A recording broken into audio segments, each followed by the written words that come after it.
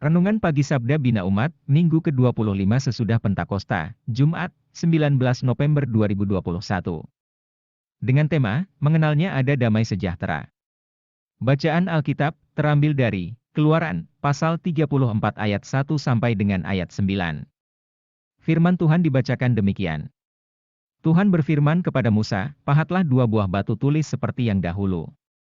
Pada batu tulis itu, aku akan menulis firman yang sama dengan firman yang ada pada batu tulis yang pertama, yang telah engkau pecahkan. Bersiap-siaplah esok pagi, dan naiklah ke Gunung Sinai untuk menghadap aku di puncak gunung itu.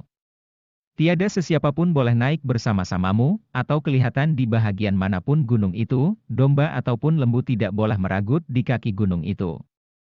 Kemudian Musa memahat 2 buah batu tulis seperti yang dahulu.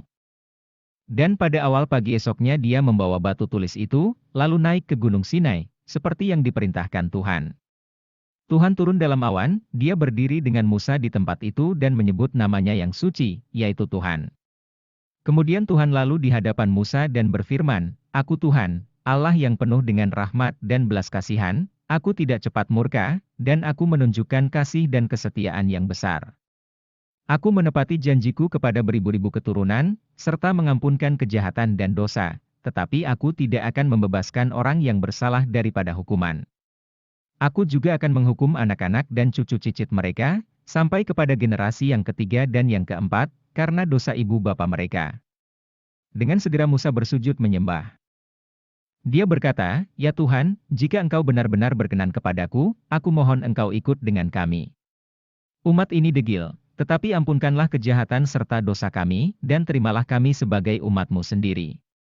Demikianlah bacaan Alkitab. Berbahagialah setiap orang yang mendengar firman Tuhan dan yang melakukannya, haleluya.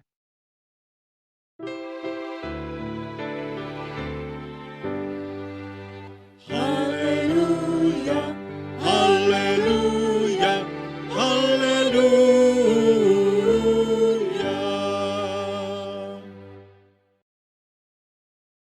Pada zaman sekarang di kalangan pergaulan anak-anak muda ada istilah, kepo, yang diartikan, keinginan mau tahu. Istilah memiliki konotasi atau kesan ganda yaitu negatif atau positif. Ingin tahu pada dasarnya baik. Namun ingin tahu untuk mencampuri urusan orang lain mungkin kurang baik. Biasanya ingin tahu itu datang dari keinginan kita.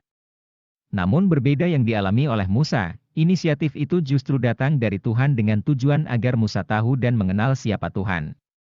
Dalam rangka pembaharuan perjanjian, Tuhan berinisiatif meminta Musa memahat 2 loh batu dan naik ke Gunung Sinai, tanpa didampingi oleh seorang pun.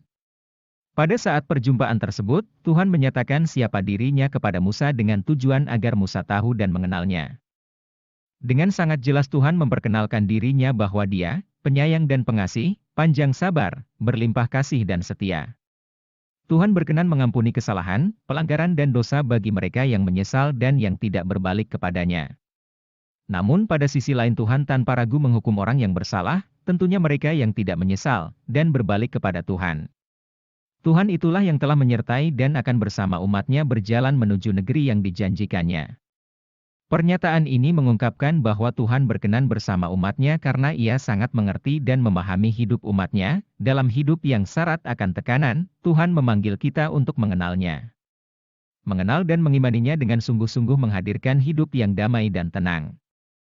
Mengenal Tuhan berarti membangun persekutuan dengan Tuhan dan firman-Nya dengan sepenuh hati. Dengan demikian, kualitas hidup beriman kita sangat ditentukan sejauh mana atau sedekat apa kita bersekutu dengan Tuhan dan firman-Nya dalam hidup ini. Demikian Sabda Bina Umat, renungan pagi hari ini, Tuhan memberkati.